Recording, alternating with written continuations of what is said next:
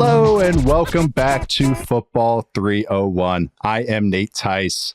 We have our first weekly recap episode because we finally had some football games to watch, to ogle at, to overanalyze, to have takes, hot takes, lesser takes, mild takes, wild takes, every version I saw out there. Sometimes we already had some retakes on some games, which has already been really fun. That's what's great about having a Tuesday recap show. We get to that point. It's not the initial Sunday initial reaction. We get to take a deep breath, maybe two breaths, and then we get to present what we hopefully saw, hopefully get to review. And to help me do that every single week is my friend, Matt Harmon himself. How are you doing today, Matt? Nate, I'm doing so good. We had a great week one. It was awesome to be just washed over by the tidal wave of information, over-information. Like you said, the reactions and the overreactions. I feel like we're going to kind of walk the line of that in this particular show today, which I think is pretty exciting. But nah, man, it was great to have football back. And I think, last night's game, Monday night, it was fine. But overall, I think we had a pretty electric ISO island games set up here for week one, which to me just made the week that much better. Good ISO games and a great Sunday morning slate. A lot of, the witching hour was witching. It was so that was very nice. And that just kind of gets you back into the football mode. I actually, having that little Friday night kind of double squeeze was kind of nice. I'm not going to lie. I kind of enjoyed that going Fridays. Oh, sorry, wife. Yeah. Oh, there's football on. I'll watch him, but I gotta keep an eye on this. Yeah. Oh, okay. Oh, sorry. I gotta take a note here. Yeah. It was kind of fun for me. I'm not going to lie, but I'm pretty concerned about my marriage in the future. But I mean, because Friday Night Football, this was like a tester. It was a tester. It was a tester, but that was the one time being on the East Coast was nice because we'll be like, oh, we can go out to, our favorite little wine bar, maybe have a little dinner, and then games 8:15 come back by the time you're going to be wanting to go to bed by that point. So it was all good. The no kid life, smart. that was useful. Yeah. I have to balance mine around. Usually bedtime is right at halftime for the night games. So that's always nice. So I can kind of balance where I don't miss too much. I've gotten really good at rewinding on YouTube TV, but every single week though, I have no ad to give this time. This is great. I can just transition to this. So every single week though, we are going to be recapping the previous week's games, the previous weekend's games. Matt does a lot of work watching all this stuff. I know I do as well. I am kind of glued into my office, reviewing. I have access now to next gen stats, which is a lot of fun. But every single week, we're going to recap 5-6 games, 5-6 players, and just kind of put maybe more of a deep dive, more of a recap. Maybe that you did not see. Maybe it's obvious. Maybe some more in-depth stuff. That's what we're hopefully doing on Football 301. This week, though, because I felt like my eyes were all over the place except for one game, which I gave you, and I'm going to tell you that in a sec. But eyes were everywhere, and it's kind of like I have a lot of feelings about a lot of different games. So when we were talking yesterday, I kind of said that to you. Maybe we dabble on every single game, and rather than us having to divvy up 15 or 16 games or do them all by ourselves, divvy it up, split them down the middle. Matt and I are going to take every game. We're going to have either a hot or mild or medium take off of the game. It could be season long, could just be that one game sample, could be a player. I am not sure what Matt had for each one. We're going to spin a wheel and decide whether we give the hot take or the less hot take, the mild or medium take. And we'll have producer Stone spin each one. We split up the game. So for instance, the first game that we're going to talk about will be Jets and 49ers. Matt has a take for that game. We'll spin the wheel, see how hot it gets. Then I'll go into the next game. We'll start back on Friday night with Packers and Eagles and go from there. Everyone good? I'll give you a minute to look at your menus. Yeah. Decide your items. There's a few of these games I said this to you in the pre-show meeting, Nate, where I'm like crossing my fingers that I get to give the spicy take. In others, I'm kind of almost going to be relieved if I don't have to give this spicy take. It might be too hot for the palate of some people out there, but I'm looking forward to it. Let's do it. It's a variation of how much I want to sweat. Really, how much I want to make my mention sweat. That's why I want to decide and see how it goes. Well, really not for me to decide. It's for the wheel to decide. So, like I said, we'll start off with Monday Night Football, which was the Jets at the 49ers. 49ers, did their job. Took it home, got their first win. Everybody was out there except for Christian McCaffrey. All these signings, all this stuff, but they all ended up playing, and it's actually McCaffrey, the guy that ends up missing time. So go figure. All right, producer Stone, spin the wheel. If you're watching on YouTube, you get to see this. So a little benefit for all our YouTube viewers. All right, we got spicy on our very first wheel spin. So, Matt, what is your spicy take, your spicy takeaway, spicy observation from Jets and 49ers? I'm so glad this one I get to give the spicy take on, because I can probably only say this on this show. I definitely cannot say it on the fantasy show, but the 49ers should just hold out Christian McCaffrey all month. Honestly, like, it's a long season.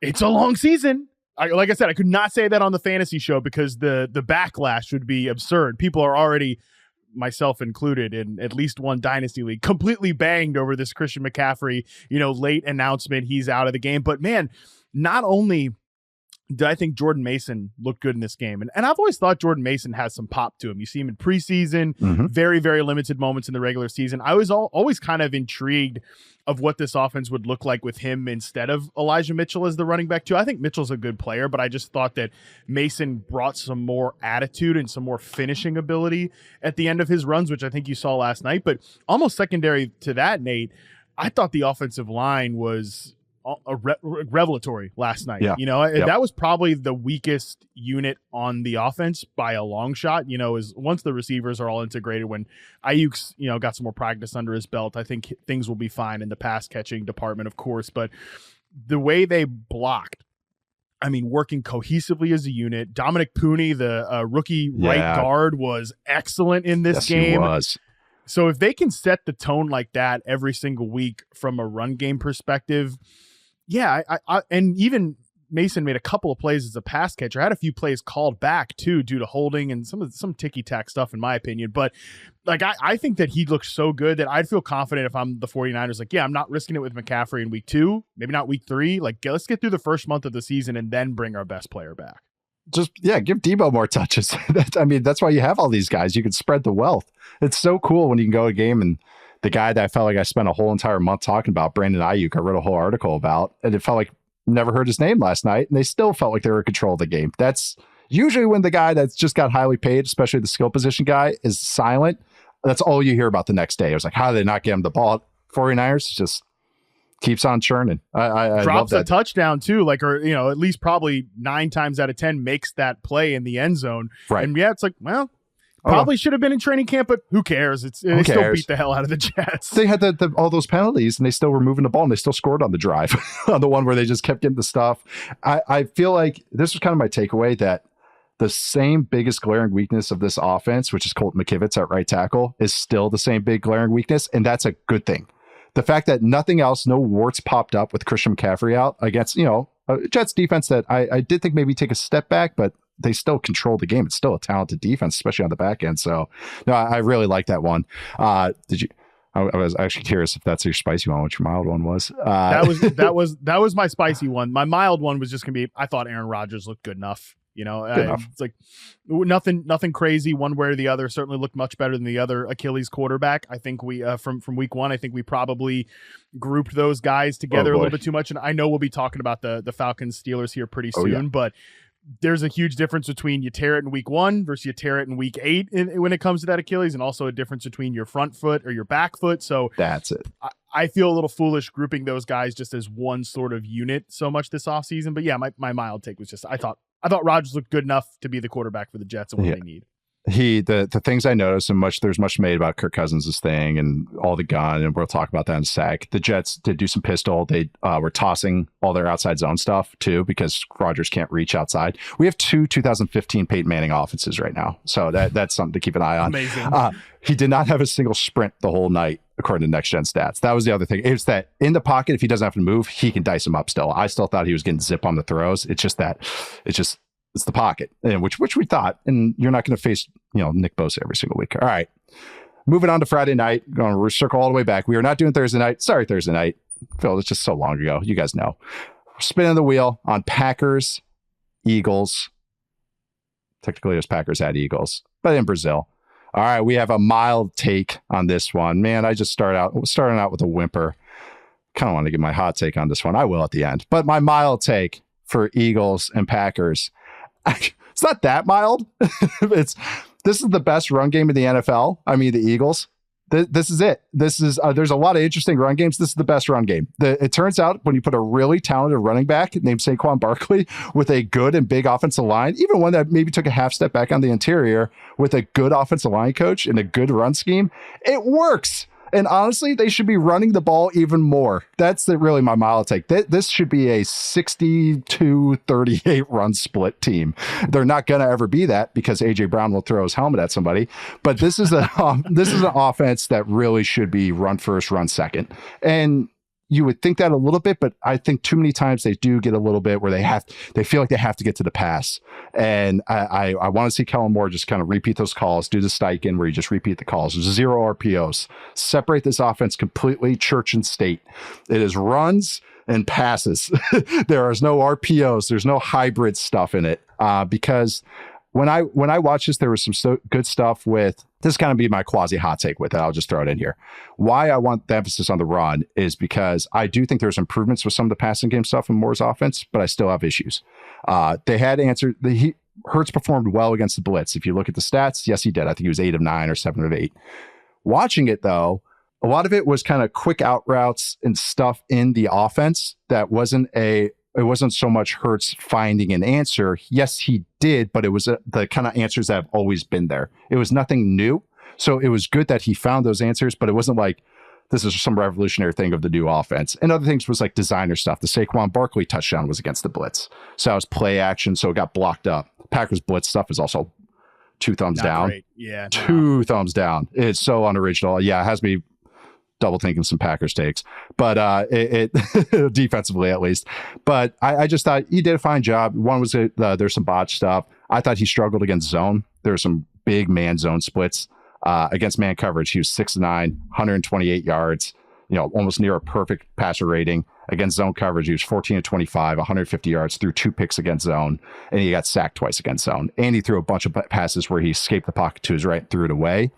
That was against a Packers defense that I think is more average-ish right now, especially right now. Okay, maybe Falcons won't will expose this, but a better defense that runs a lot of zone, I don't know, say the Cowboys, might actually give this a little bit more issues. So that's something I'm keeping an eye on for as far as for the Eagles passing game.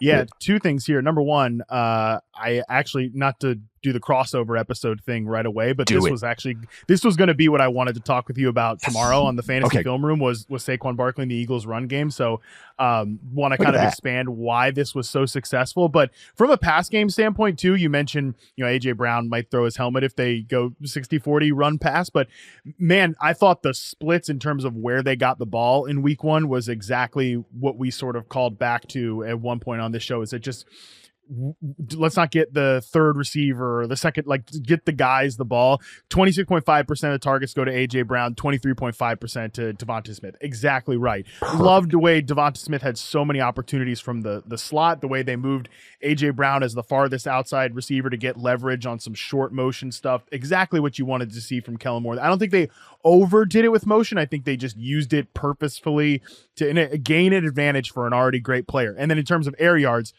47% to A.J. Brown, 28% to Devonta Smith. Nobody else cracks more than 13%. That was Johnny Wilson, the rookie receiver. So I think if they use the pass game that way and they're run heavy, I think we will have no issues here. Yeah, I agree. It's a great example of how you can use motion different ways.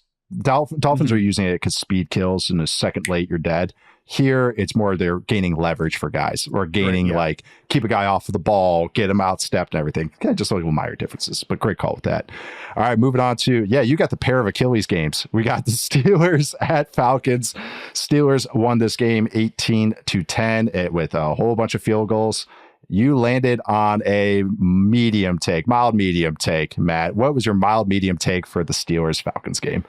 Oh, darn. I can't go spicy take behind you Charles McDonald's back. I'll give it real quick at the end. I will give it real quick at the end. But my mild take was I just think the Steelers might have the best defense in football, which I love it. It's maybe that's spicy, but I think it's pretty mild considering they have a true game wrecker in TJ Watt, who, he was offsides one of the times that he blew through and sacked the quarterback, but still he was clearly affecting this game from a snap by snap basis.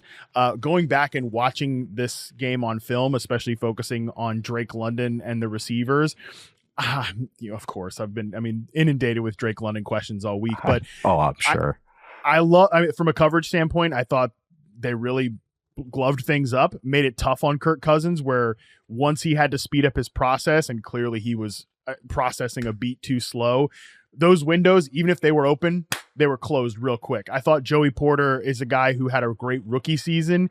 I thought he played really well in week 1. He's certainly a true breakout candidate this year. And of course, like Minka Fitzpatrick is Minka Fitzpatrick. And dude, my God, Cam Hayward is 40 years old or something like that. And he was took on like 3 guys on one play and he was outrageous in this game. So like even just those 4 players and then some of the ancillary guys. And I think they're going to, from an offensive perspective, I think the Steelers are going to be very much 2022 Falcons and be just good enough and kind of, muck things up on that side of the ball. Talk to me, and Matt. Not make a lot of mistakes. Justin Fields does the best Marcus Mariota impression he could do. And I think this team is going to just be in these close competitive games, and this defense, they're going to be probably, maybe if not the best defense in football, one of the 3 best defenses in football. And that could be good enough for the Steelers to do the Steelers bull that they do every single year. I have something about the AFC North later, hopefully, if I get a hot take. But I'm with you on the Steelers defense. They're looking really good. I thought the Falcons' run game had some good stuff, but Cousins, there's been a lot, including myself, about what's happened with Cousins and not being able to move, and they're using pistol, and they're 100% pass out of the gun. And it was a great example of tendencies. These are real tendencies that teams look at. But not usually you get the 100%er. You usually don't get that. It's more like 70-30 tendencies, 80-20, that you're going on. But you brought up TJ Watt and TJ Watt being able to tee off. This is the ramifications of not being able to run like bootlegs with a quarterback that can't run bootlegs.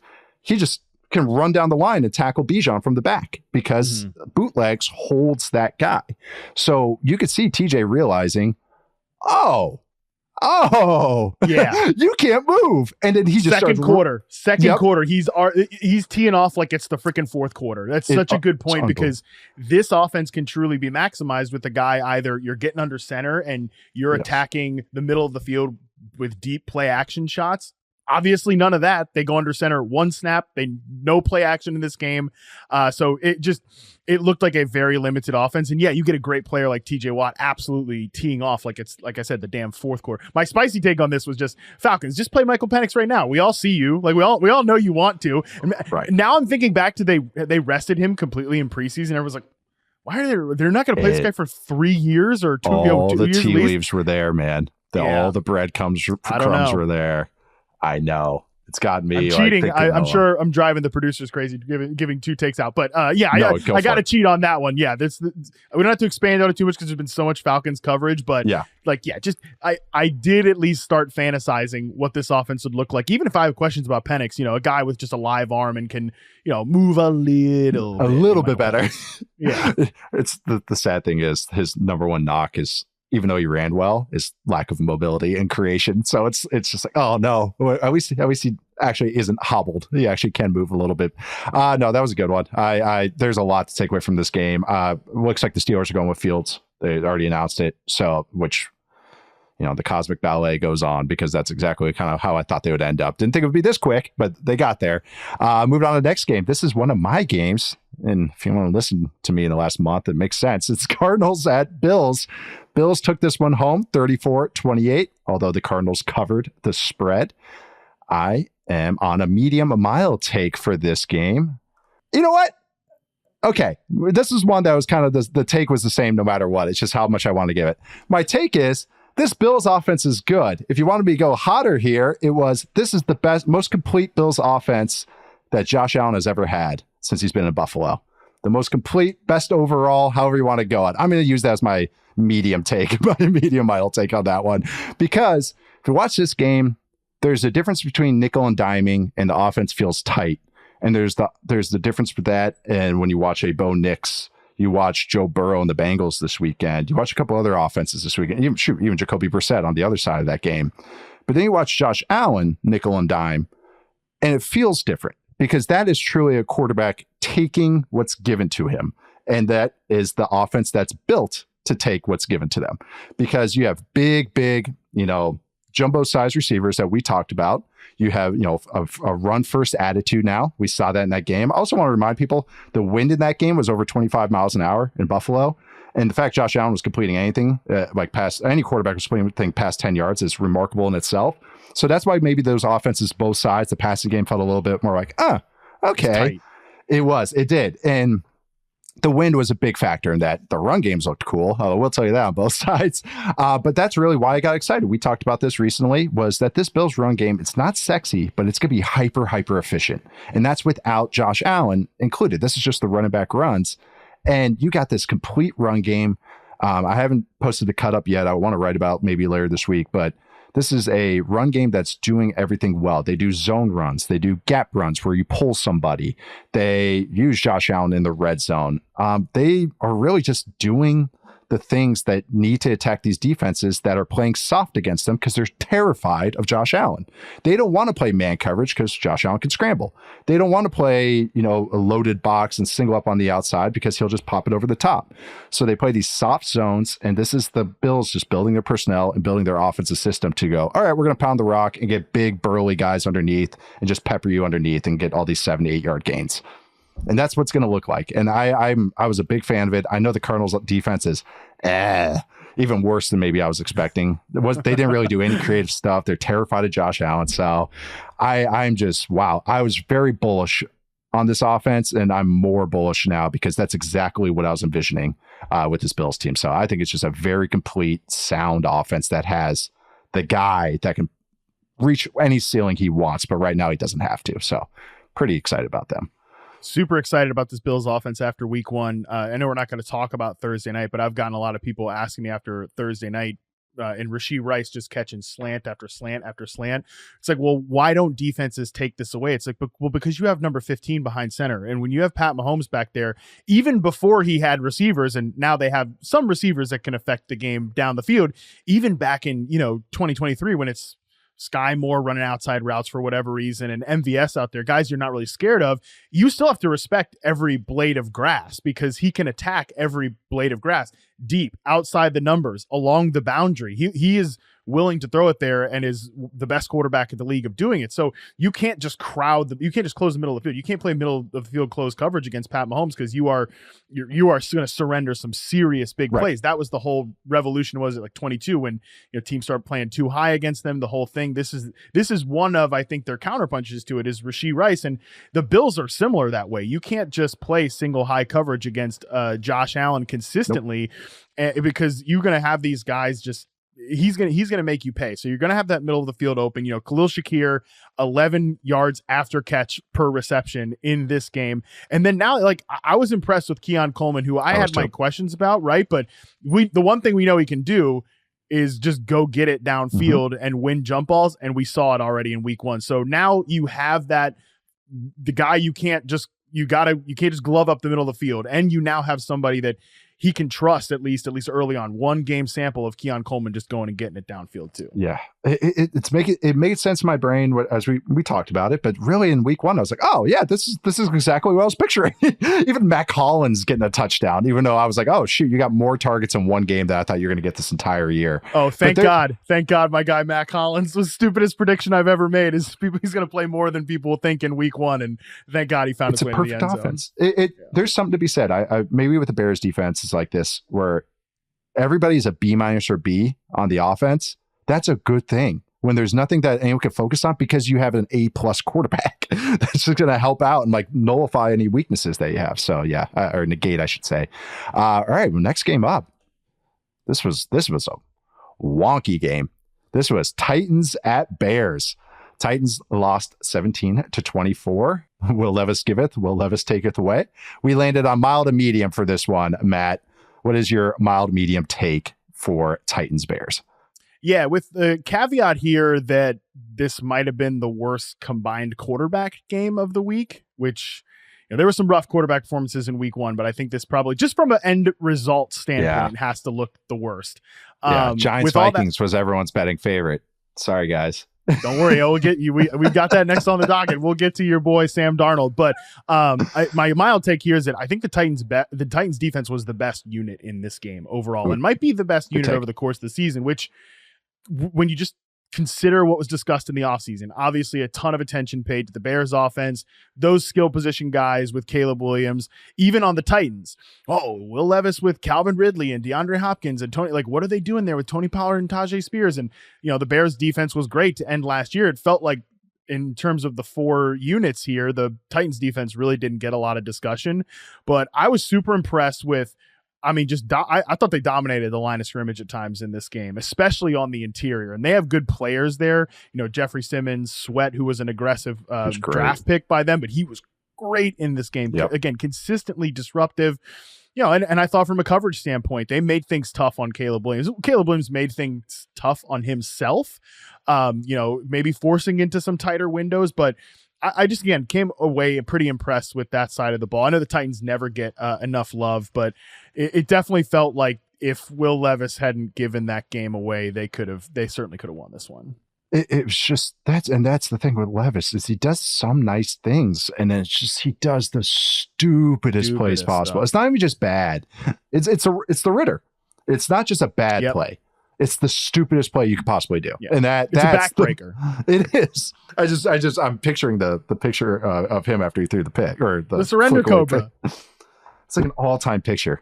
And just the swirling stuff, like the SpongeBob meme. Oh, it's an all-time picture, and the video is worse. The video is worse because you're like, if you didn't see the interception, you don't realize that he's surrender cobraing after throwing it away with, was it his left hand to somebody in the flat? I mean, just not the most needless thing. Yeah. Just floating it like the end of Rookie of the Year. Oh my God, it was so bad. I know, but I like the Titans defense take. They have good players, they all around.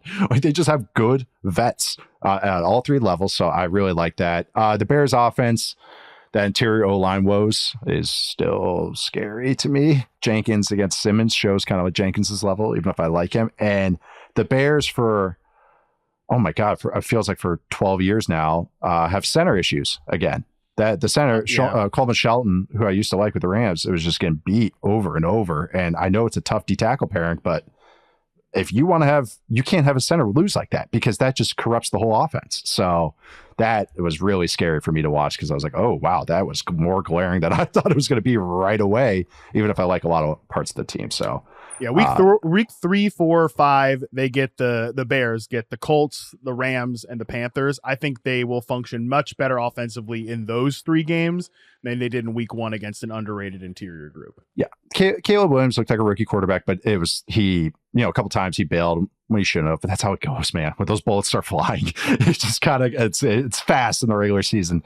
But man, he had a couple throws. His accuracy is so good. He missed a couple, but his accuracy and ball placement, it's like, okay, we're fine. we're okay. This is more optimistic than maybe some other guys that played this weekend. So I'm still everyone chill out in Chicago. You guys won a game with defense and special teams. You guys should be really, really used to this type of situation right now. A little low on Shane Waldron right now, though. All right, going on to the next game. Back to my guy. Here Sam we go. We got Vikings Giants. I am praying for spicy. Wheel, give us spicy. Okay. All right. We got spicy. All right. Yes. My hot take, Aaron Jones will finish with a career high in rushing yards this season. This run game looked good. And this is a good run defense they win against. He was consistent. He finished with a 57% success rate. Oh, by the way, you'll hear me use success rate a lot. I know you use success rate a lot, Matt. Success rate, just real quick, whenever you hear me use it, and I'll try and reiterate this once every week or two. Success rate is how many yards you gain depending on the down. So it's not all yards are built the same. Like a 9-yard gain on 3rd and 19 is nothing, but a 9-yard gain 1st and 10, really nice. So EPA, there's differences, but this is a true coach metric. My dad has used this for forever. Coaches before him used this. He learned it from Brian Billick, I believe. So, but now we have EPA based ones, and there's a little tiny differences with it. I did a little study with Keegan Abdu about what some of those differences are from Next Gen Stats. So all it is 1st and 2nd down, half the yards. If it's 1st and 10, get 5 or more. Traditionally, it was 4, but with EPA, it's more 5. There's a couple differences, but that's basically what it is. 2nd down, half the yards. 2nd and 10, get 5. 2nd and 16, get 8. 1st and 15, get 8. 3rd down, get all of it. 100% of the yards. 4th down, get all of it. 100% of the yards. So that's a great way to remember what success rate is. Half the yards on 1st down, half the yards 2nd down, all the yards 3rd and 4th down. So just want to say that I use success rate a lot, especially early in the season when the, sample size isn't gigantic. So wanted to just get that kind of that table setting off the plate. So 16 touches though. That's perfect for Aaron Jones. That 12 to 16 touch range, 14-ish carries, two catches. He had a 57% success rate on those runs, which is very good. Anything over 50 is very good. The O-line looked cohesive. Again, I don't think it's an overwhelming unit, but a good, solid unit. And really the offense as a whole, because they put gigantic bumpers for Sam Darnold to operate with. I'm going to be a realist, guys. I like Sam Darnold. Everyone knows that. It's become more of a bit now at this point in time. He was more solid plus than like this, oh my God, this is crazy. This is exactly how he has to play. But what they do is a bunch of bootlegs, a bunch of play action stuff, because the run game is good. And that's why I think Aaron Jones will get fed, and Ty Chandler a little bit, as long as he stays healthy though. Like, I think Jones, he still has the juice, and they're still setting up some good stuff with it, because everyone's scared of Justin Jefferson. And you're scared of Justin Jefferson because at any time, Sam Darnold's willing to launch it 40-something yards. That's what Sam Darnold brings. So what's cool though is the designs of this offense. They'll run a bunch of nakeds, a bunch of bootlegs, which are the safer quote unquote plays. But with Kevin O'Connell, this is why he's good. Usually that's the tight end on a bootleg. That's the primary, auxiliary guy. He makes sure that Justin freaking Jefferson is the primary on the bootleg. No matter what, he designs it to figure it out like that. That's just smart coaching. I know it sounds like simple, get the best player of the ball. Not a lot of coaches do it. That's why I want to point this out. So, but I think there's a lot of screens, a lot of bootlegs, a lot of play action with just 2 guys running routes and a check down. This is good for Sam Darnold because it keeps him from his worst habits. It lets him just play loose, play quickly, keep him from going too much into his deep recesses of his brain where he makes mistakes. He still tries stuff that he got caught on, but every mistake he had, and I would say he had 3 glaring mistakes, all of them, I could understand what he was trying to accomplish, which is improvement for him, as opposed to what the hell were you trying to do there? So that's all I have to say about Darnold. It was solid plus. I thought it was going to be exceptional. Oh my God, everyone was tagging me on Twitter. Will you guys see this? And it was a couple good throws. That's what he'll bring, but it's just to be a caretaker. And I thought they did a nice job of caretaking the offense. Yeah, solid plus is a great way to describe it. And, I think people expect us to have some kind of knockdown, drag out fight about Sam Darnold. But you're right. It's almost a bit at this point. The optimism and the Sam Darnold. Calling you a Sam Darnold oligarch is definitely a bit. If that's not obvious, that's a bit.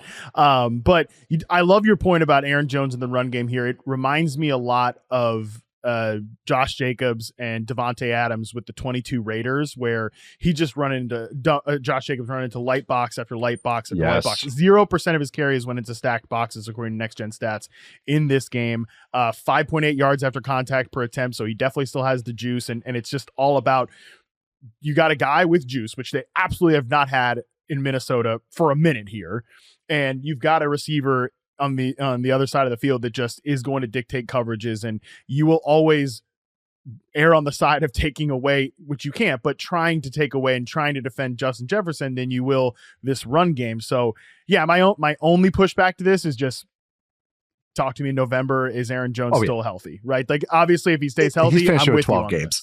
It's how it goes. Nope, it is. That's a great point, the Jacobs and Devontae Adams thing. These top receivers, that's what it helps out, is the run game. And really I was lucky enough to, be around my dad's teams as a kid, and Randy Moss was the ultimate with that. They saw cover 2 every play. So if you ever look back at those run games, didn't matter who was back there, Michael Bennett, Muelde Moore, Ontario, the Wizinator Smith, no matter who was back there, they were averaging 5 yards a pop. Mo Williams. And it was just because they were getting the best looks. So it's an offensive attack after my own heart. It really is. So I'm liking what I'm seeing in Minnesota so far. All right, we're going to take a quick break, and then we'll get back with a few more of the games from week 1. All right, we are back, and I'm double dipping. I have another game after the break. We have Patriots at Bengals. Patriots won this game outright. as more than a touchdown dog, 16-10. And really took it to him, if I'm being honest, rewatching that. Yeah. So I got the mild medium take. God, it's just been, it's like a Minnesotan's palate. How unspicy this stuff's been. I like spice, so but I can say that because I'm from there. All right, my mild medium take is more of a I told you so. I want to take right now, I love it. Which is I told you this Patriots offense will be okay. I'm not saying good. I'm just saying fine. And also, I do want to say the defense, right? Like this is a very good defense that we shouldn't be worried about. It's not going to be a sexy team. It's not. But watching how this offense played, this is what the Patriots are going to look like until they feel it's okay to drop Drake May in there, which to me is like, yeah, okay, you're okay. Go, let's put number 10 back there, because I'm optimistic about it, because I think that's just sound. Like their run game design was the most simple stuff you can do, and I mean that as a compliment. There's always going to be an unblocked guy in the run game. It's how you control him. This is when they say quarterbacks change the math. That's what they're talking about, is that now no one's unblocked. You're like, we can control every guy 11 on 11. So you have to kind of pick your poison on how you want to do it. But on my favorite run play, Duo, which is a very very at you power run game, right at you, down the hill. If you're in certain sets, if you're like a 2 tight end set, the point of attack can end up being a bounced run where the cornerback has to tackle from the side. And you could say, yeah, he's making contact at 1 yard, but you can also bet on the math of my 225 running back is going to run through that 185-pound corner's face. And the Patriots made that bet and won every single time. And it's not once, it wasn't twice, it was legit 5 times, it might have been 6. And it wasn't 4-yard gains, it was 10, 12-yard gains. I think even further than that. But this is what this offense is. They're going to run sound run game stuff. This is a Bill Callahan disciple. And that's what I just kept emphasizing to people. It's like their run game is going to be fine, and they have a running back that can handle it. That's why I got excited. Even Antonio Gibson had some sound runs in this game, which was like, what? You're running between the tackles now? But I like that Jacoby Brissett did a nice job. Like, as far as he's a caretaker, he's that's what he is as a quarterback. But this defense, dude, they had the lowest average tackle depth this week, meaning when they made their tackle, what was how many yards did the offense get? It was 13 because there's big plays, but that was the lowest easily in the NFL in week 1. They had the lowest missed tackle rate in week 1. They converted their first opportunity to make a tackle at the second highest rate. Funnily enough, had the fewest opportunities at a TFL. All these stats from Next Gen Stats, but this defense kicks ass. This offense, it's a classic run first, couple play action plays, passing game. That's going to be like the 24th best offense, 22nd, but it's not bad. And that's why I kept trying to emphasize to people. It's just a below average, not exciting offense until number 10 gets dropped in there. But that's kind of my mild take. My hot take is, why not? I'll throw this in here. Bengals are going to miss the playoffs. If they play like that, they're missing the playoffs. Charles and I did a segment last month, and I was like, what if Burrow is washed? And I was kind of doing it tongue in cheek, and now that tongue's not like in my cheek as much anymore. It just didn't look right. I don't know what your takeaway is on that, but I had to throw that out there. Yeah, even Jamar Chase said something about we do this every year where we start slow and like eventually we got to stop doing it. But so I'm kind of hesitant to totally bang on the Bengals, even though I almost didn't want to talk about them because it was so pathetic that they don't even deserve. Last year, and just like last year. I just almost don't want to even give them airtime. But to put a point of emphasis on your Patriots run game, which talk your shit about that, bro. I mean, you came on my show last week and talked about this Patriots run game, Ramondre Stevenson. I thought they looked great. That right side of the line, David Andrews, Layden Robinson played well in this game. Mike Nwenwu's a good starting right tackle, much better than sort of the preseason hand-wringing about it being the worst offensive line of all time. These are your top 2 running backs in yards after contact in week 1. 139, Ramondre Stevenson. Number 2, Joe Mixon, 115. Total rushing yards for those 2 players. Joe Mixon, 159. Ramondre Stevenson, 120. I think, remember, I said 139 yards after contact for Ramondre Stevenson. 120 yards. I mean, that just great performance. I thought one of the best running back performances in week 1. It was very impressive. I liked him, but he looked even quicker. It was good. It was good to see, especially, had some injuries and stuff last year. So, all right, I gave you this one. I'm sorry about it. This is really the game that was the catalyst for this whole premise, because I want to make sure we talked about them all. So this is the Panthers at the Saints. Panthers lost 10-47. We're still on mild medium. I want to re-roll it, but Matt, let's see. No, we don't. We don't want to re-roll it. All right, what's your take on this one? The Panthers fans have had it bad enough. We do not want to re-roll this reel. So my mild take is, I think the Saints offense is watchable again. I totally want to remind both myself and the people, this is against the Carolina Panthers team that in order to make their offense better, borrowed from the defense, right? Didn't spend any resources. In fact, got actively worse on that side of the ball, probably on purpose. Kind of sucks when your offense looks even worse than it did last season in week 1. Not great when, like I said, you borrowed from that side of the ball. So I do want to just emphasize that, even remind myself that the opponent here.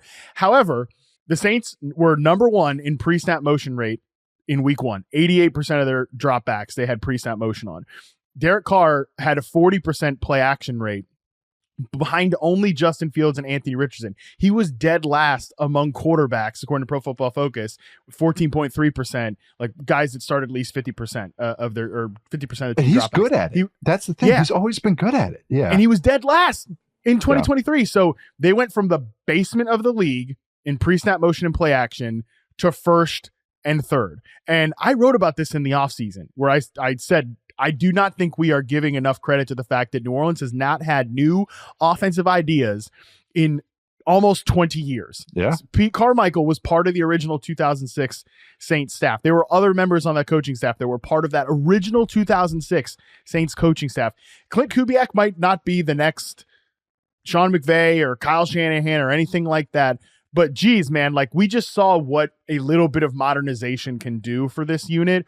And I get it. It's the Panthers. I can't believe they gave up the most obvious post-route touchdown to Rashid Shaheed, one of the best post-route dominators in the league. Guys, yeah. And some of it was, I think you're trying to dunk on the Panthers a little much with the Taysom Hill thing. Like we're throwing go routes off pre-snap motion to Taysom Hill. So we don't maybe need to do all that. But I just think that this offense is going to be, it's going to be a pretty good unit this year. I was not excited about it, but just again, I don't think we gave enough credit to the change that was coming here, and all opponent caveats needed. I think we saw a lot of the results of that in week 1. Always like the phrase not crap to not crap. And usually I use that as like a player, like, oh, this center going from a bad center to an average center is still big improvement. You don't have to go from bad to Pro Bowler. Same with play callers. Sometimes you just need competency. And that's what a Kubiak is at least you have like, oh, all right, this is at least sound. And, Carr has always been kind of underrated as he is smart, as like cerebral, as kind of understanding. That's also kind of the double-edged sword of him, is he's so smart. He knows, he's like, no, I have to check it down here. It's like, try it, push it a little bit. Play action gets him to push it a little bit because that's what the 1-2 of everything is. Hey, anything to see Sheed and Olave look good, Kamara look good, I'm all for. Whatever tight end scores that week, I'm all for any of it. And not to rain on even more, or rain of pours with the Panthers, but then Derek Brown has a torn meniscus, and it's just like, I know. It's rough over there. I'm sorry, guys. I did like the Saints defense too. Like Chase Young looks fresh, and he was teeing off. So that's another thing too with the Saints defense. All right, moving on, staying in the South, but the AFC South, we have the Texans and the Colts. 29-27. Texans win. Entertaining game. Still mild medium. Do I even have a good hot one here? I know this is kind of hard I feel like this is hard to have a good hot one. Oh, I had a good hot one. I'll rub it in. But all right. So my mild take, I'm just using this as an excuse to get 2 takes off. All right. My mild take here. Texans run game will finish top 10 in the league. This look good. This look legit. They are a zone running team. They are a Shanahan offense all the way. There's different coaches. Not all the coaches there are Shanahan guys, and that's why some of their dropback stuff, especially on third down, is from different offenses. And I've noticed that. And guess what? They have a dude that can run them. It's CJ Stroud. So it's like, yeah, this is great. they're not going to reach this peak. I don't think so. But this is kind of how 2016 Falcons felt when you had a real drop back quarterback with the Shanahan offense. That was Matt Ryan, like a true drop back guy and all that. Not saying reaching that peak. It might, though. It might. Don't rule it out. Looked really like it, though. But that's what this really feels like, because it's zone. Some boot stuff, some play action stuff, but then they can drop back and whip it to one of their talented receivers with some sound passing game stuff. But this run game, man, this would have been their second best game if you include last year in terms of rushing success rate. Mixon was at 56% success rate on 30 carries. Singletary's had one that was better, but he did on 16 carries. You're over 50% on 30 carries is like O-line coaches would dream for that in their career. Like that is like, you don't get that a lot for it, but you get that in one game. That's the first game. We'll see how this Colts defense is, but I thought at least the run game would be decent. Maybe they're scared of Stroud and Nico Collins. I would be too. But Gus Bradley did say that actually. He said today that they lightened the boxes intentionally to deal. They were more too high. Yeah, with the receivers there. So that was a part of it. But of course, classic Gus was like, I was surprised by how well how well it worked for them. Oh, Gus. It's such a Gus defense too. It's like I recognize everything from 10 years ago. But even the Texans, though, they improved. Kenyon Green at left guard, alert contract year. Kenyon Green, he looked like one of the most improved players in the entire NFL, and I will say that with my chest out. In that first game, he looked like a weapon, going from like to like a very, very good player that looked like he was a first rounder. He looked awesome. He wasn't even perfect on it too, but in the run game, running that zone stuff, Joe Mixon has a great feel for zone. That's his best type of run. It just really looked good. But like you said, we were just tying it again. When you get those light boxes with the passing game, the run game can benefit from it. And yeah, that run game looked really good. All right, I got to get my hot take off though. So this is what I was hinting at with my AFC North thing. 3 AFC South teams will make the playoffs is my hot take now. The Jags take? Texans and Colts. Just after my initial feels for this, and it's a very hot take, but I'm not feeling great about the AFC North teams. I'm feeling much better about the AFC South teams, even if none of them are more complete as they should be. We'll get to Jacksonville for sure, and put a pin in that because I'm curious to hear your thoughts on a very classic Jags loss in week 1. But yeah, I came away from both of these two teams, Houston and Indianapolis, feeling great about the vision for both. Every Anthony Richardson game is going to be an annoying like Rorschach test. People are going to see what they want to see from it. But and yeah, there are plays he absolutely left on the field for sure. But that throw to Alec Pierce is almost like a 1-of-1 throw. Like that, you can't count on one hand how many quarterbacks in the league would probably even.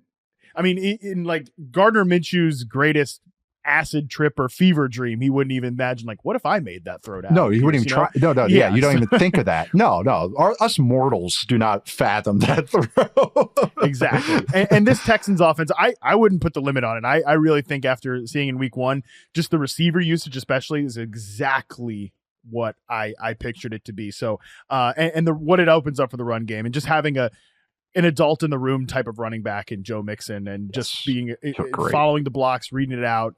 I was very impressed by the Texans as well. Yeah. Yeah. The Richardson experience is the first pass went 5 yards over A.D. Mitchell's head. And the next one is one of the best throws you'll ever see in your life. But that's why I like the big arms. Classic. Yeah. He earned 6 first downs with 1 throw. Why complete it 10 times when you could just do 1? I don't know. So, there's something with that. Moving on, another AFC West. We had the Raiders and the Chargers. The Raiders lost this game 10-22 in a quasi home game where you had with the Chargers fans waving by. The Chargers players were waving goodbye to the stands, implying obviously like, go home to the fans in their home stadium. LA's a Raider town. It really is. We landed on spicy. Yes. A little Southern California cuisine for you. All right, Matt, what's your spicy take from this game? I mean, the Antonio Pierce era is over. It's over. I wasn't sure how you're going to frame that. Okay.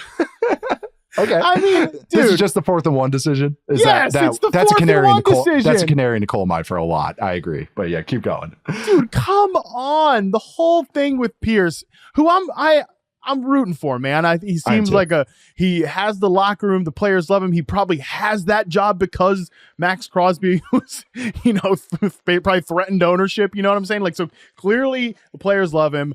I want this to work out for Antonio Pierce. But dude, the whole ethos of this team is, and he said it 1,000 times to end last year and said it 1,000,000 times this offseason, is toughness and attitude and all of these things. And then you're going to punt in your own territory late in the game on 4th and 1.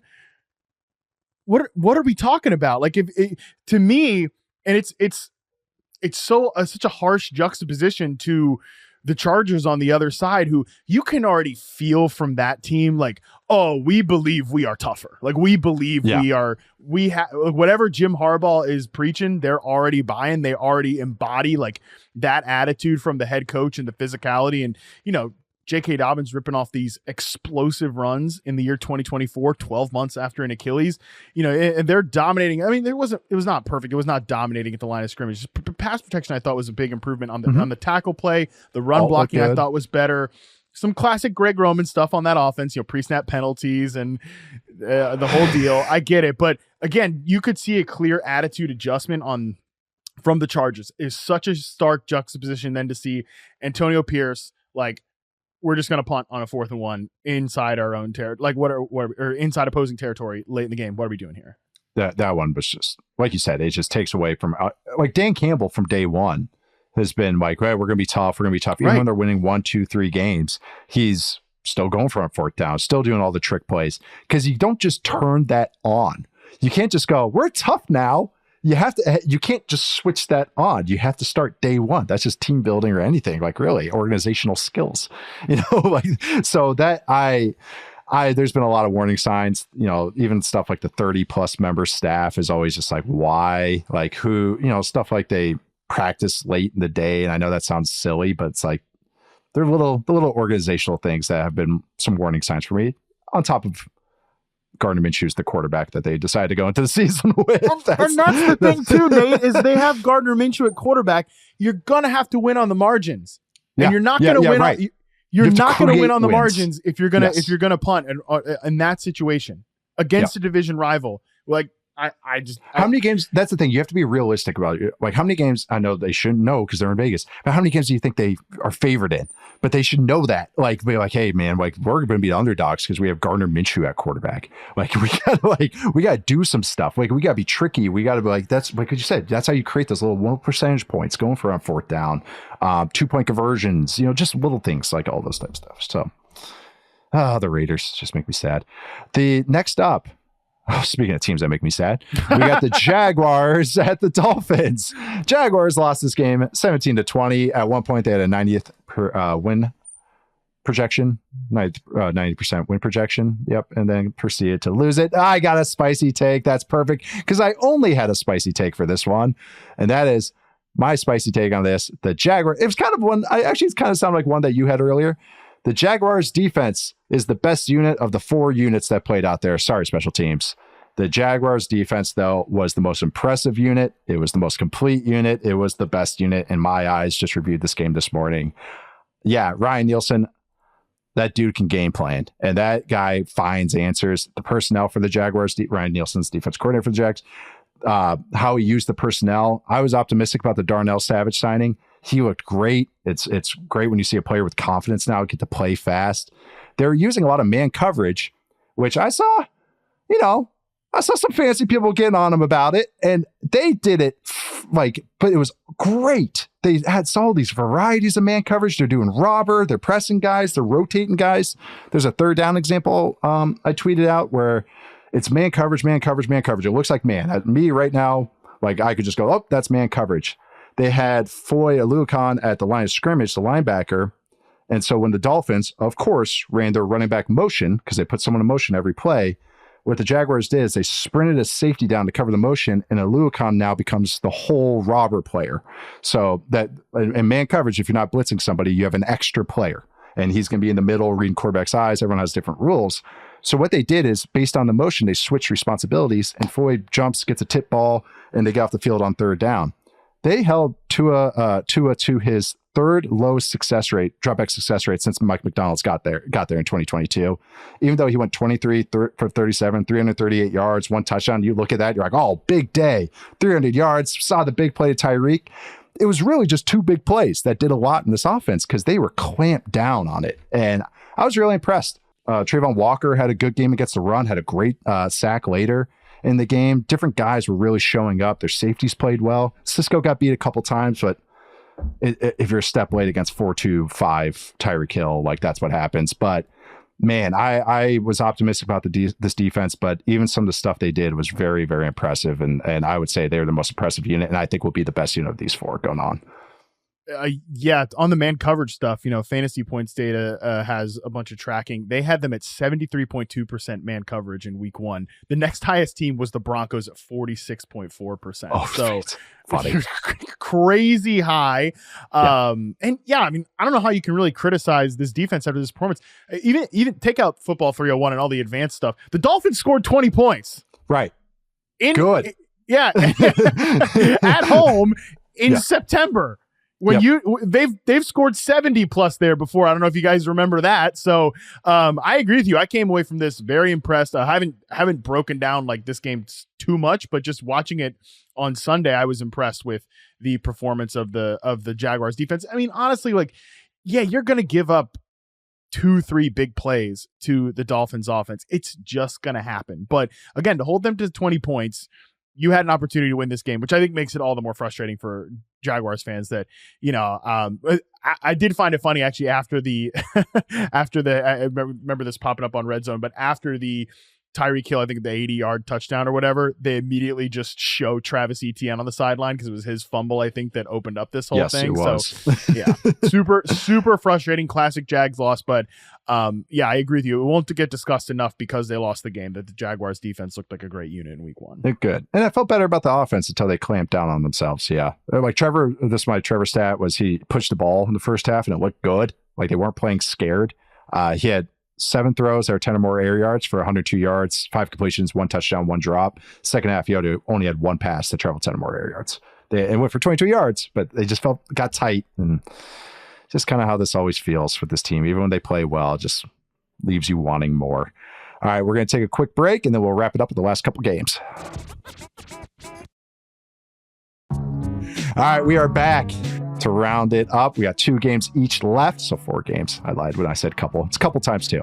Next up, we got the Cowboys at the Browns. Please 33. Give me spicy on this. Okay, Cowboys won this game 33-17. I see mild me. I know I'm going to pretend it's dark purple. I'll give you both because neither one of these require. Yeah, neither one of these requires a ton of. The spicy one doesn't require a nuanced breakdown, but the mild take here is just that Mike Zimmer is already a serious upgrade over Dan Quinn, I think. Yeah. I mean, just awesome. It was awesome. I think the way they played zone coverage in week 1 was exactly kind of how you want to mug things up in the modern NFL. And, Cleveland, I did not have a Browns take on this one because, like, what the hell are you supposed to say? Congratulate. Yeah. We all know what we want to say here. So the zone heavy background there with Dallas, they were 4th most in terms of zone coverage in week 1. I just think that's exactly how you want to play things. You want to force the quarterback to take low percentage throws. And this particular quarterback makes the low percentage throws even lower. So it was a great, I think, game plan. I thought they truly held the point of attack in the run, which I thought was impressive and a departure from last year's Dallas Cowboys. So I get it. It's the Cowboys. It's September. Talk to me in January. The whole deal. Understand that, but I thought this was a nice, just early test, early glimpse of this Cowboys team and what they might look like this season. My spicy take: we should never discuss contract disputes again in the offseason. Nate Tice. What a waste of time. What a colossal waste of time the Cowboys, I think, maybe did on purpose just to get attention. Make it exhausting for us. Yeah. Because they gave CeeDee Lamb and Dak Prescott the exact deals the agents had to be asking for the entire time. I mean, what are we talking about? We wasted all that time at the 11th, not even just the 11th hour, the 11th hour and 59 minute for Dak to just go ahead and sign that deal. I think a lot of Cowboys panic. And look, I was definitely down on them when we did the top 10 offenses show. Kind of came around when we did the win totals pod, said they would go over 8.5. I actually feel pretty good about them now at this point, especially after that defensive performance and again, I realized they could just end up losing in January, but part of me, you know, at different points in the offseason is like, yeah, why don't you just blow it up and try something different? But at the same time, there's some real foundation building blocks here. You know, Dak is a good quarterback. CeeDee Lamb's a great wide receiver. And there's talent on this defense. And if you just have sometimes it just takes someone else at the controls to maybe, just like it did when Dan Quinn got there, I think, you know, throw him in there, mix things up a little bit, play more man coverage and pressure the quarterback. Now you have something different. Mike Zimmer, I think, can provide that different dimension. Very impressed with Trayvon Diggs, by the way. I thought that was just a great game from him. You know, first game back off the torn ACL too. So a lot of good vibes, I think, in Dallas right now, and especially on that defense where I do think Zimmer is going to provide a serious upgrade over Quinn. Yeah, I feel even better about it. Right away, seeing third down, I saw the double mug looks, which is when two linebackers are over the center. And I was just like, yeah, here we go, buddy. Yeah, this is great. And even getting into, this is how the layers that football have gotten added. Even when I first saw those double mug looks, probably like, first got exposed to them like in the NFL, like maybe like 2012-ish when I was leaving college and stuff. And now we get into the next step of that was offenses would bring another guy back to help with the protection, just to sort it out. Cowboys did it. Other teams have done it. And so now we got Zimmer's next step to that was, all right, show the double mug look. Offense brings another guy back into the backfield. This case for the Browns is Njoku back into the backfield. And then the Cowboys go, never mind, we're not doing it. And they back the linebackers out. And what that does is it screws the offense because you're wasting two guys. Now they have to, because when you do those double split back looks, it's chip, check, and release. Or check, chip, and release. Sorry, I just ruined a coaching point. But they check the blitz. They have the Willis guy, Sam's guy. They chip on the way out, and then they release. And usually it's a flat route, a sit route, something short. But it's really half routes. Like, yeah, they get out, but they take 2 seconds to get there. So it's really a 3-man route. And now we got 7 in coverage against 3 routes on 4th down or 3rd down. That's just not a winning formula unless you have a dude at quarterback. Browns do not have a dude at quarterback. They do not. They have the opposite of a dude at quarterback. So it's, yeah. Even the CeeDee Lamb at X, that go ball was sweet. The touchdown to Brandon Cooks was beautiful. Yeah, I'm with you. I'm feeling pretty good about where the Cowboys are. Oh, Marshawn Nealon had a good game. The rookie D end from Western Michigan.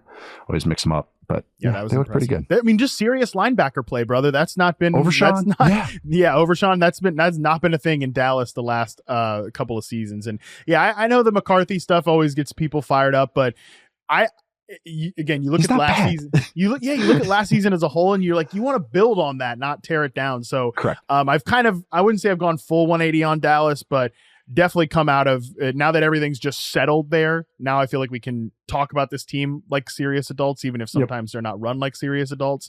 And that feels great after week 1. I'm not shrugging my shoulders at them anymore. Right. All right, moving on. There's one I'm shrugging my shoulders at. Next up, we got the Broncos at the Seahawks.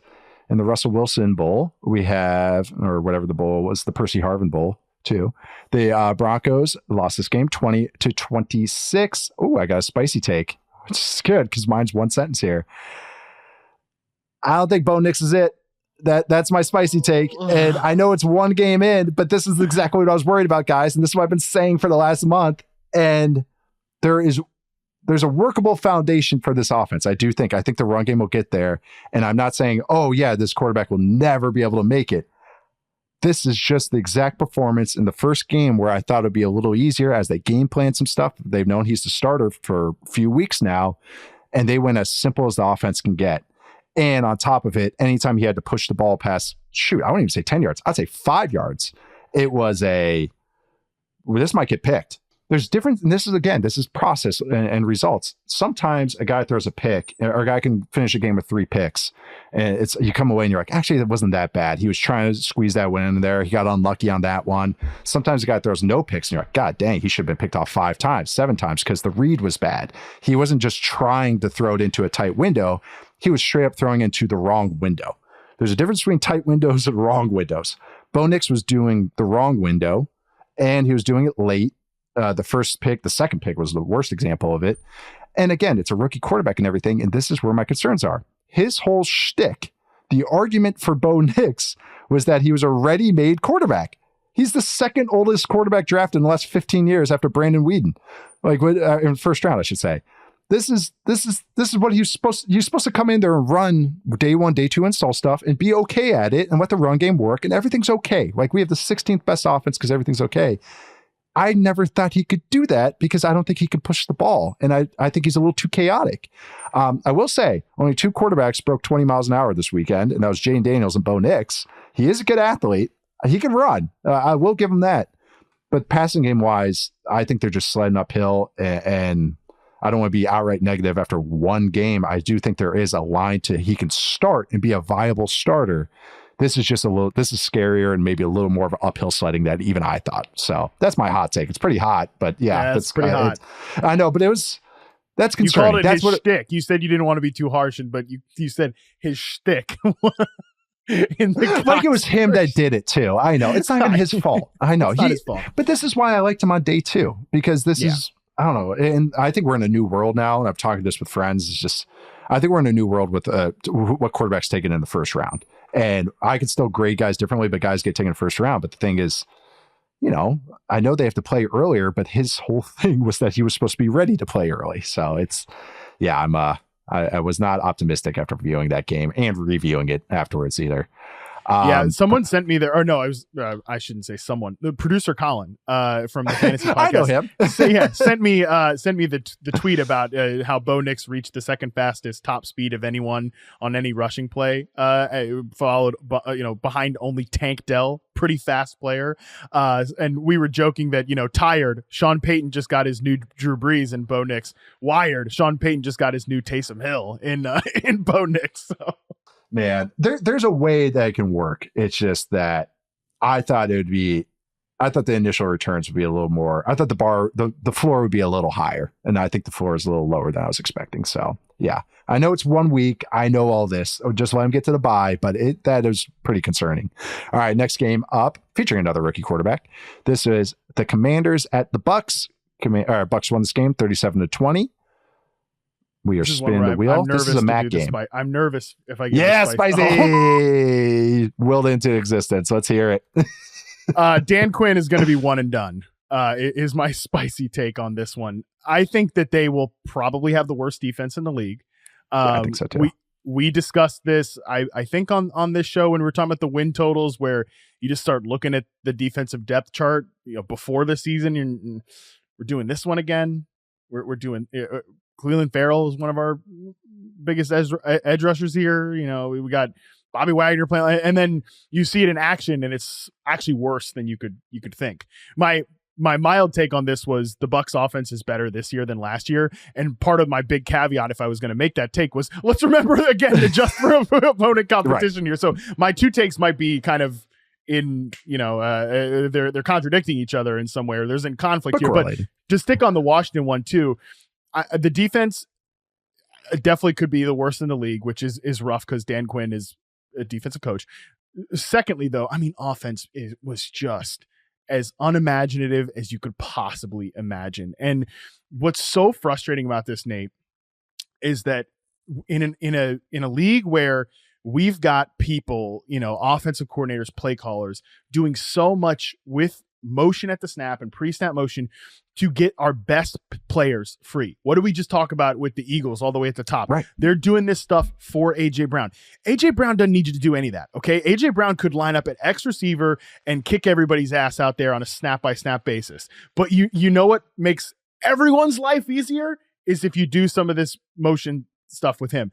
Meanwhile, you've got Cliff down here. You've got one good pass catcher. You've got one good pass catcher in Terry McLaurin, and you've got him stuck over there on the left side of the field, never in motion. And meanwhile, because it's like, oh, motion, good motion. We should do more motion, but you're just motioning around Olamide Zaccheaus, and no disrespect to these players, but it's just a lot of non-needle movers. And I would be less concerned about that if that wasn't the exact same thing we saw in Arizona. So you've got Jaden Daniels, who I don't even want to give like a Jaden Daniels take because he's a rookie quarterback in his first start. Yeah, and, it's after I just gave a Bo Nix scorcher. After you just slammed a rookie quarterback in his first start. Me as an arbiter of fairness and justice, I will not do that. because I'm the nice guy here. I've said a coach is going to be one and done. But yeah, I mean, Jane Daniels, rookie quarterback, first start. He definitely did the Wile E. Coyote stuff, some of the crazy, runs and things like that. But he's got no shot behind this offensive line. He's got no shot with these receivers. And I just don't think he's going to be set up to succeed. So Washington could easily be the worst team in the league this year. And because in the context of, I don't even really know how jazzed up they were to hire this staff to begin with, no matter what they say, I don't think this was the plan. I think we could just easily see them cleared out this year, which is unfortunate. I'm not rooting for that, but that is my spicy take. Especially when they're not the offensive play caller, too. And, that's usually you can hold that card, unless you're Hackett. I can just go like, hey, you want me to run this offense, right? I just drafted this guy. You want to ruin his career already? Right? You want to switch the coaches? Yeah. I will say it is so much like the Cardinals offense. It really is. It's back when Cliff was there. The best parts about it is not the parts you would think. It's the run game is the best part, not even including Daniels running. I'm talking about just a straight up run game. It's exciting. Yeah, it is. It's the best two part. leading receivers were the backs, man. I know, but that's what it is. It's a nickel and dime offense. And anyone that's surprised by that, that's what this offense was in Arizona. It was the same thing. Guys on left and right sides, no motion, very predictable formations too, where everybody's on an island, split out the tight end, which limits some other stuff you can get to. Yeah. And just the personnel is not overwhelming enough. You just brought up AJ Brown, and the highest compliment I can give a player, especially a receiver though, is scheme proof. Meaning they don't need the best play caller. They don't need the motion. That's AJ Brown. He can line up in whatever and do whatever, and it's good. Not everyone is that. And so you need, I'm just kind of reiterating your point, is you need a little help with this. And yeah, Daniels, I thought his eyes came down a little bit quickly, especially against the blitz. He got sacked a couple times, but the thing was, Duke can run. And I mean, they didn't have answers for it at first. They figured out some things as the game went along, but Daniels is fast, which we knew, but it's nice to see it in the NFL, NFL terms. Wasn't taking hits early either, which was good until the very end of the game where he decided, I'm going to get socked 3 times in a row in the face right at the goal line, which is like, you guys are losing by 3 scores, man. You know how much money you have invested in this guy? This guy's worth more than the entire coaching staff. What are you guys doing? Sorry. That stuff kind of irks me a little bit, but he had the 8th highest scramble rate in the past 5 years, minimum 20 dropbacks, would have been first of all of last year. But the thing was, and I will say this, really successful throwing the ball. He didn't throw the ball a ton, but he was good throwing the ball.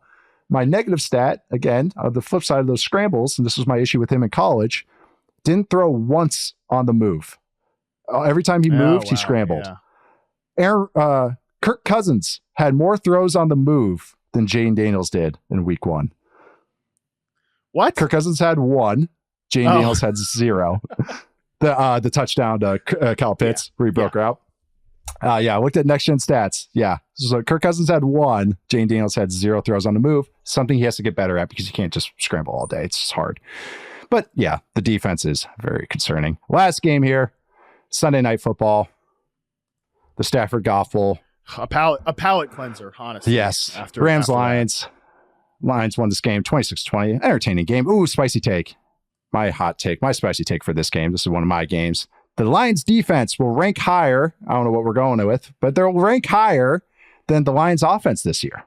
Ooh. I was more impressed by the defense than the offense, even though the offense, that, of course, especially at the end, that run game, that was after my own heart. Yeah. Just pound it down their throats. And Braden Fisk, it's a little tough. It's a little tough to hold up against Penei Sewell double teams over and over and over. That's just how it goes. I had a little, some of the offensive stuff with the Lions. I have to review this game again because I just want to see everything going. Goff felt like he was under duress a little bit. I did think the offensive line, I love their offensive line, but how they're coached and everything, but maybe take that half step back. So, but man, but this is also a compliment to their defense. I thought they did a good job against this Rams offense. That's not easy to go against, especially with all these young guys, new faces. I think the run defense is hard to play against. Again, this is a really good Rams run game and a really creative one, even if they had woes, with injuries and stuff. I do feel good about this defense, seeing them more just, for the first time in action, seeing it actually unfold a little bit. That, I'm optimistic about, which makes me even more optimistic about this team. It's kind of had some thoughts on this, but this, just overall, I just was more impressed about the defense. So I'm still saying this is more like 7th and 8th. I'm not saying like top 5 defense and 20th offense. I'm just saying that they're more in line together, which is good for the Lions than maybe just really good offense and poor defense, which again, we had theories and thoughts about. Also have a mild take that I thought you would like. Oh, what's the mild take? Rams should trade for Rashad Bateman, but that's more of a I mean, that would be great. You mean the second leading receiver on the Ravens? Of what, 2 targets? Yeah, well, just look his way, Lamar. He's open. I mean, my God, yeah. Well, let's not go down the that path particularly. I thought it'd be a good way to end the pod if I did end up with the mild take.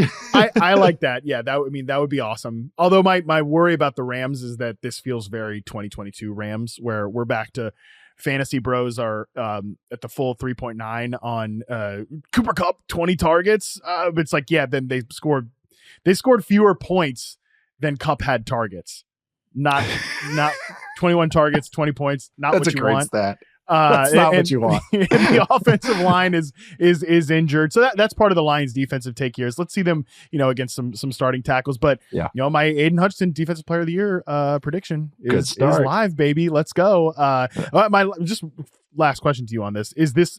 Do you have any concerns about the Lions offense, like big ones? Because I thought the Jameson Williams, emergence, I think it's going to force us, if he can stack these performances, which obviously we need to see him stack the performances, does give them a whole new dimension, but also does kind of take them away a little bit from their bread and butter, which is, attacking the middle of the field.